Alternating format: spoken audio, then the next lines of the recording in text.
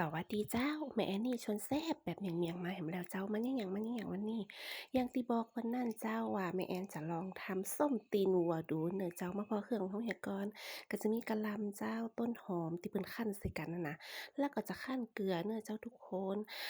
มันก็บ่ได้ยากเด้อเจ้าทุกคนจากที่เฮาดูแล้วก็ศึกษามาเนาะเจ้าเนาะเปิ้นก็จะเอาเกลือมาคั่นนะเจ้าคั่นเอาจนมันยมเนาะแล้วก็วันนี้ก็จะมีกระเทียมเจ้ากระเทียมไทยตำเนาะ ตำเอามาใส่แล้วก็ข้าวเหนียวเจ้าข้าวเหนียวนึ่งเขาเนี่ยล่างสวยเอาน้ำยางมันออกอันนี้เขาก็จะคั่นจนมันย้มแบบนี้เลยเนอะเจ้าทุกคนสภาพนี่เลยเอามันแบบปุยยิบปุยยำแบบนี้เจ้าแล้วก็จะมีน้ำเข้ามาเข้าหมวกนะสูน้ำซาวข้าวนั่นเองเจ้าทุกคนเขาก็เอาซองซิ่งนี่นะเจ้าลงมาใส่กะละมังไว้แบบนี้หลังจากที่เขาคั่นแล้วนะแต่แม่แอนจะบ่สวยแล้วนะเจ้า คั่นเกลือแล้วก็เอามาใส่นี่เลยเจ้า นี่คือมันเป็นสภาพยมอุ้มฮุกแบบนี้เลยนะเจ้าเราลองมาดูว่าการทำครั้งแรกของแม่แอนจะประสบผลสำเร็จจะได้ของเจ้า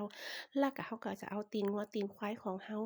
ตีเปื่อยตีต้มแล้วแบบนี้นะเจ้าใส่ลงไปเลยค่ะกะหั่นชิ้นพอดีคำเด้อเจ้าทุกคนไผอยากกินกำใหญ่ก็บ่ต้องหั่นก็ได้นะ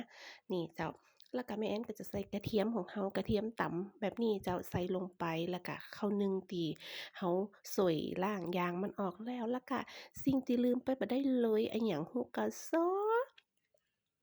นี่ค่ะผงนางฟ้ากาไม่ใหญ่ซูของเรานั่นเองนะคะทุกคน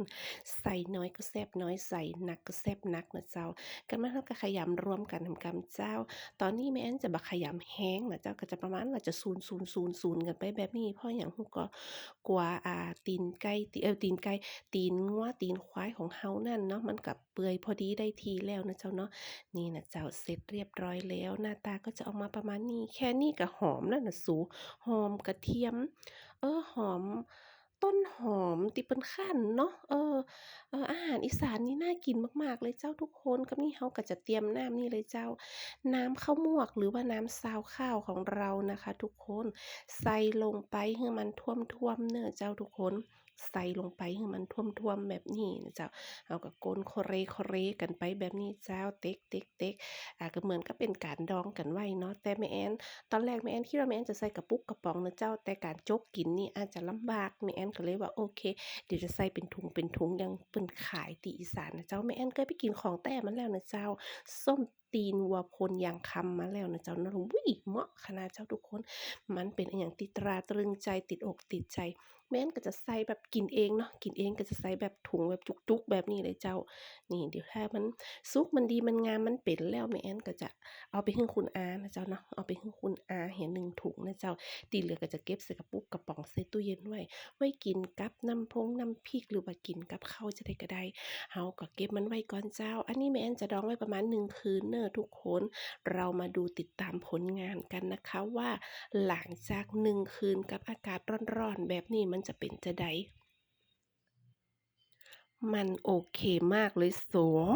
มันโอเคมากเลยเจ้ารสชาติก็คือแบบโอ้โฮมันเลิศค่ะมันเลิศมากมาเด้อใครที่ยังบ่เคยกินเที่ยลองเอาสูตรแม่แอนไปทำดูเจ้าเหมาะขนาดโอ้ยมันเหมาะมันจวดจ๊าดเลยโสนี่นะคะมาเด้อสำเร็จจ้ะ